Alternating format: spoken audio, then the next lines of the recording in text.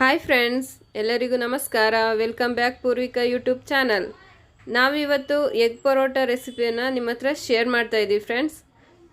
So ನೋಡಿ friends, ಕಡಿಮೆ ಇಂಗ್ರೀಡಿಯೆಂಟ್ಸನ್ನು ಉಪಯೋಗಿಸ್ಕೊಂಡು ನೀವು ಈಸಿಯಾಗಿ ಎಗ್ ಪರೋಟ ಮಾಡ್ಬೋದು ಫ್ರೆಂಡ್ಸ್.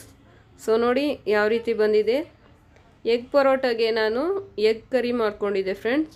ಸೂಪರ್ ಕಾಂಬಿನೇಷನ್ ಫ್ರೆಂಡ್ಸ್, ತುಂಬ ಚೆನ್ನಾಗಿತ್ತು.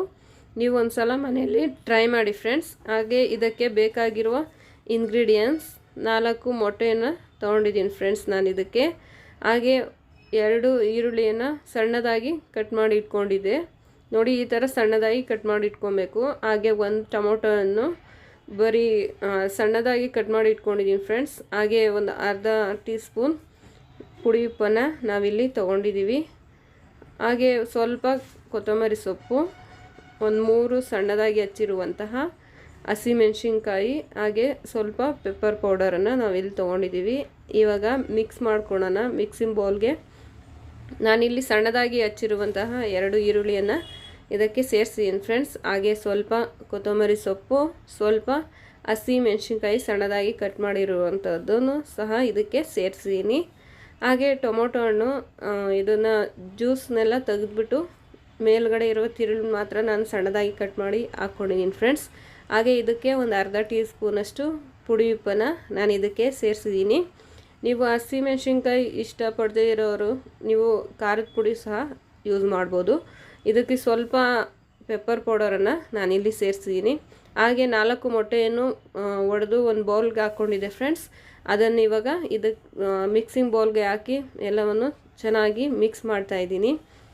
ನಾವು ಹಾಕಿರುವಂತಹ ಪುಡಿ ಉಪ್ಪು, ಟೊಮೊಟೊ, ಈರುಳ್ಳಿ, ಮೊಟ್ಟೆ ಇದೆಲ್ಲ ಚೆನ್ನಾಗಿ ಈ ಥರ ನೀವು ಮಿಕ್ಸ್ ಮಾಡ್ಕೊಬೇಕಾಗತ್ತೆ. ಹಾಗೆ ನಾನಿಲ್ಲಿ ಮೊದಲೇ ಗೋಧಿ ಹಿಟ್ಟನ್ನು ಕಲಸಿಟ್ಟಿದ್ದೆ ಫ್ರೆಂಡ್ಸ್.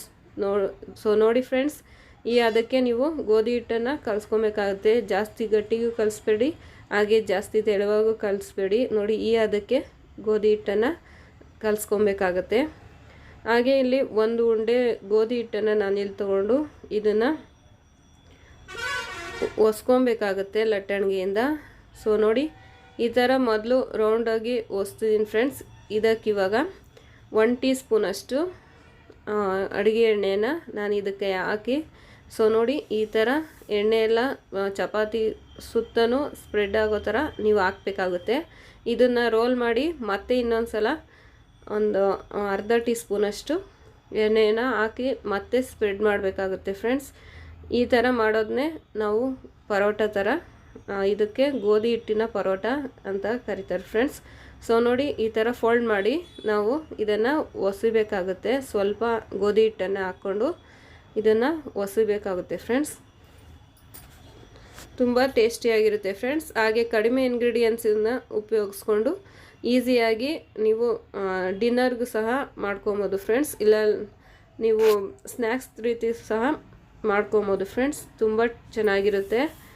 ನೈಟ್ ಊಟಕ್ಕೆ ಇದನ್ನು ಆರಾಮಾಗಿ ಮಾಡ್ಕೊಬೋದು ಫ್ರೆಂಡ್ಸ್. ತುಂಬ ಚೆನ್ನಾಗಿರುತ್ತೆ. ನೀವು ಒಂದ್ಸಲ ಟ್ರೈ ಮಾಡಿ ಫ್ರೆಂಡ್ಸ್. ಸೊ ನೋಡಿ ಈಗ ಹೆಂಚು ಕಾದಿತ್ತು ಫ್ರೆಂಡ್ಸ್. ನಾನಿಲ್ಲಿ ಪರೋಟವನ್ನು ಇದಕ್ಕೆ ಹೆಂಚಿನ ಮೇಲೆ ಹಾಕಿದ್ದೀನಿ. ಹಾಗೆ ಇದಕ್ಕೆ ಒಂದು ಅರ್ಧ ಟೇಬಲ್ ಸ್ಪೂನಷ್ಟು ಎಣ್ಣೆಯನ್ನು ಪರೋಟ ಸುತ್ತಲೂ ನಾನಿಲ್ಲಿ ಹಾಕ್ತಾಯಿದ್ದೀನಿ. ಇದನ್ನು ಜಾಸ್ತಿಯನ್ನು ಬೇಯಿಸಬೇಡಿ ಫ್ರೆಂಡ್ಸ್. ಒಂದೇ 1 ನಿಮಿಷ ಮಾತ್ರ 2 ಸೈಡು ಬೇಯಿಸ್ಕೊಳ್ಳಿ. ನಾವು ಮೊಟ್ಟೆಯನ್ನು ಕಲಸಿರುವಂಥ ಮಿಶ್ರಣವನ್ನು ಇದರ ಒಳಗಡೆ ಸೇರಿಸ್ಬೇಕಾಗುತ್ತೆ. ಸೊ ನೋಡಿ ಯಾವ ರೀತಿ ಉಬ್ಬಿ ಬರ್ತಾ ಇದೆ ಪರೋಟ.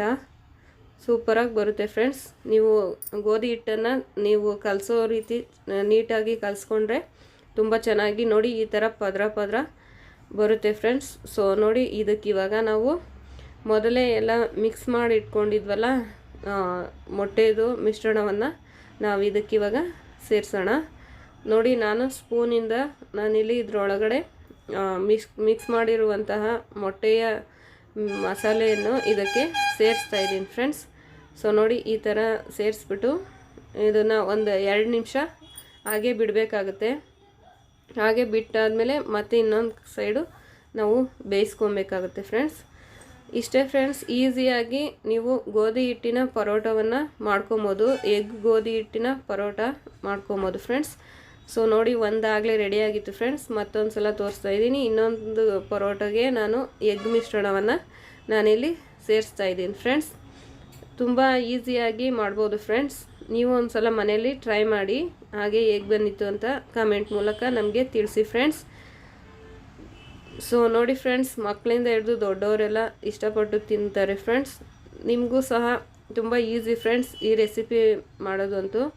ನೀವು ಒಂದು ಸಲ ಮನೆಯಲ್ಲಿ ಟ್ರೈ ಮಾಡಿ ಫ್ರೆಂಡ್ಸ್. ಸೊ ನೋಡಿ ಫ್ರೆಂಡ್ಸ್, ಇನ್ನೊಂದು ಸಲ ಇದನ್ನು ತಿರುವ ಹಾಕಿದ್ರೆ ಇವಾಗ ಗೋಧಿ ಹಿಟ್ಟಿನ ಎಗ್ ಪರೋಟ ಇವಾಗ ರೆಡಿಯಾಗಿದೆ ಫ್ರೆಂಡ್ಸ್. ತುಂಬ ಸೂಪರಾಗಿ ಬಂದಿತ್ತು ಫ್ರೆಂಡ್ಸ್. ಸೊ ನೋಡಿ, ಎಗ್ ಪರೋಟ ಇವಾಗ ರೆಡಿಯಾಗಿದೆ ಫ್ರೆಂಡ್ಸ್. ನಾನು ಎಗ್ ಕರಿ ಮಾಡಿದ್ದೆ ಫ್ರೆಂಡ್ಸ್. ಎಗ್ ಕರಿ ಜೊತೆ ಎಗ್ ಪರೋಟ ಸೂಪರ್ ಕಾಂಬಿನೇಷನ್.